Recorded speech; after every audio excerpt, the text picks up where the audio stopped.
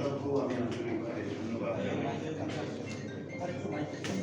শুধু জুলাই মাস নয়, গত বছরের জুলাই মাস থেকে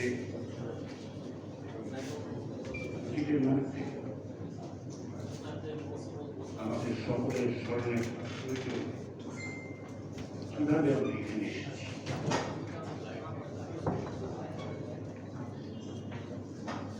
ফলে জুলাইয়ের বর্ষপূর্তিতে শহীদদের প্রতি সম্মান জানানোর আনুষ্ঠানিক উঠে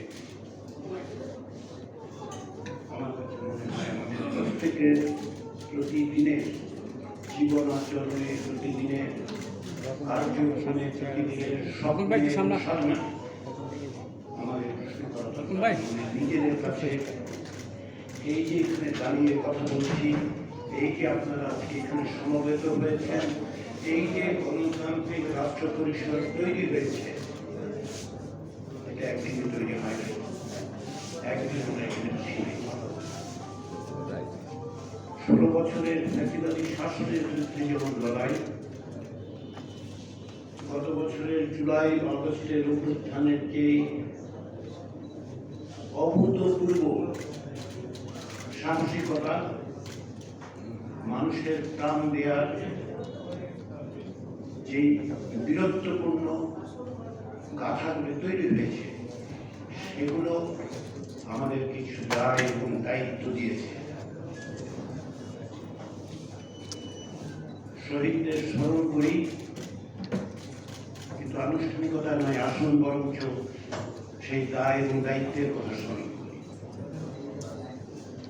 আবু সাইদ, ওয়াসিম, মুগ্ধ এবং অসংখ্য শহীদরা আমাদেরকে তাদের প্রাণ দিয়ে কেবলমাত্র এইখানে এনেছেন তা নয়, এখানে আসার সাথে সাথে আমাদের উপর অর্পণ করেছেন একটা বিশাল দায়িত্ব। সে দায়িত্ব কেবল একটি সরকারের নয়, সে দায়িত্ব কেবল একটি কমিশনের নয়, সে দায়িত্ব কেবলমাত্র ব্যক্তি গোষ্ঠীর নয়। আজকে আমি এখানে কথা বলার শুরুতে সে কারণে আমি বলি, আজকে আমি যা বলছি সেটা জাতীয় ঐক্যমত্য কমিশনের প্রতিনিধিত্ব করে বলছি না, বক্তব্যগুলো আমার দায়িত্ব। আমরা একটি গণতান্ত্রিক রাষ্ট্র গঠনের কথা বলছি।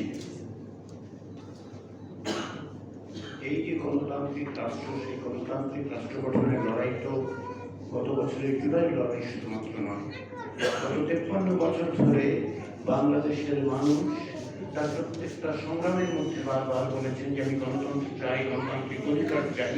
সবচেয়ে বড় কথা হচ্ছে একটি প্রজাতন্ত্র হিসেবে, রিপাবলিক হিসেবে আমার দেশে যেন গণতন্ত্র থাকে, সেই প্রাতিষ্ঠানিক ব্যবস্থাটা চাই। বাংলাদেশের মানুষ শুধু গত 16 বছর ধরেই যে ফ্যাসিবাদী শাসনকে মোকাবিলা করেছে তা তো নয়। বাংলাদেশের একসময় একদলীয় ব্যবস্থা তৈরি হয়েছিল, তার বিরুদ্ধেও তো মানুষ লড়াই করবার চেষ্টা করেছে। গণতন্ত্রের সংগ্রাম কেবলমাত্র রাজনৈতিক দলগুলোর সংগ্রাম নয়, গণতন্ত্রের সংগ্রাম কেবলমাত্র গোষ্ঠীর সংগ্রাম নয়।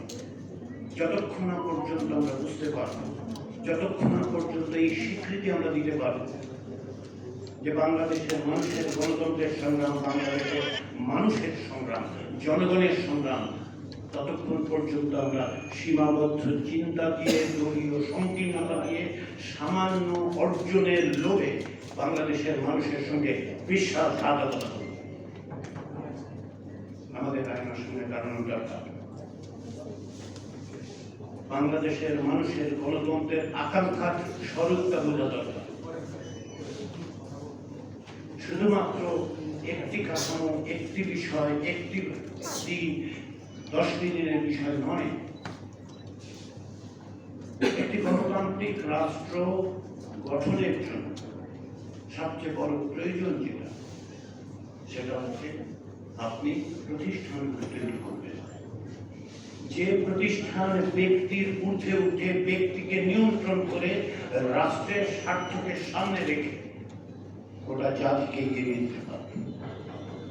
যতক্ষণ না পর্যন্ত আপনি এই চেতনা ধারণ করতে পারছেন, যতক্ষণ না পর্যন্ত আপনি বুঝতে পারছেন যে আপনার দল, আপনার ব্যক্তি, আপনি নিজে আপনার স্বার্থের চেয়ে বড় হচ্ছে, ওই প্রতিষ্ঠান তৈরি করা, যে প্রতিষ্ঠান আপনাকেও নিয়ন্ত্রণ করবে।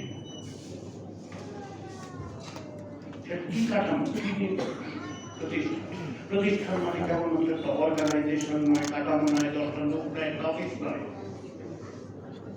আমরা যখন ইনস্টিটিউশনের কথা বলি, ইনস্টিটিউশনের সঙ্গে দুটো জিনিস আসে। প্রথমটা কি? প্রথমটা হচ্ছে অর্গানাইজেশন, কিন্তু দ্বিতীয়টা হচ্ছে নর্ম। নর্ম মানে হচ্ছে যে আমি কিভাবে আচরণ করব, প্রতিষ্ঠান কিভাবে আচরণ করবে।